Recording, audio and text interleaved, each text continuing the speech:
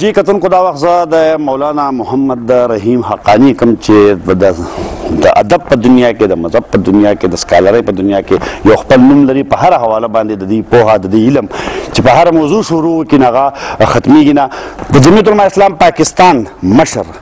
حضرت مولانا فضل الرحمن صاحب چې کوم د کوز در په دوره باندې تلاش ته په 23 نومبر را روان دي د جمعیت العلماء اسلام سرپرست اعلی کوز در مولانا محمد رحیم حقانی ولسته په دغه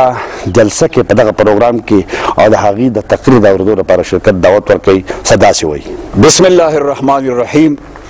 زه د پښتو ژبې قومي او بین الاقوامي چینل او چې کوم زموږ د پښتو خدمت کوي د ډېر وخت نه د هغې خیبر نیوز په توسط باندې زه د ضلع دیر د عوامو نه بالخصوص او د ملاکنډ ډویژن د عوامو نه بالعموم د اپیل کوم چې هغه د قائد جمعیت حضرت مولانا فضل الرحمن صاحب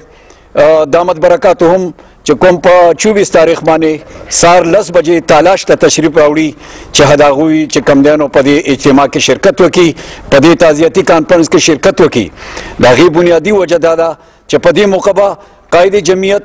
د قوم او ملت لپاره یو نوې بیانیه یو نوې اعلامیه پیش کوي او هغه بیانیه به د خوشحالۍ ترقۍ یکجهتۍ په ادارو کې د یووالي د اتفاق او د اتحادي هغه به د توړ پوړ په ضدي بلکې د امن او د خوشحالۍ په حواله به او دغه خبرې دغه چونکې موږ ته ضرورت دی دغه موږ ته د ګیراو جلاو په ځای باندې او د توړ پوړ په ځای باندې د مینې محبت او د اتفاق ضرورت دی. لهذا په دې موقع زه خپلو په زرګونو شاګردانو ته چې کم په دې 35 سال کې زما کم په زرګونو په دې صوبه کې په دې ملک کې کم شاګردان دي هغوی ته بالخصوص او بالعموم د کالج یونیورسټۍ او د دینی مدارس طالب علمانو ته زما د اپیل دی د تبلیغي حضراتو زما د اپیل دی تجارو ته زما د اپیل دی او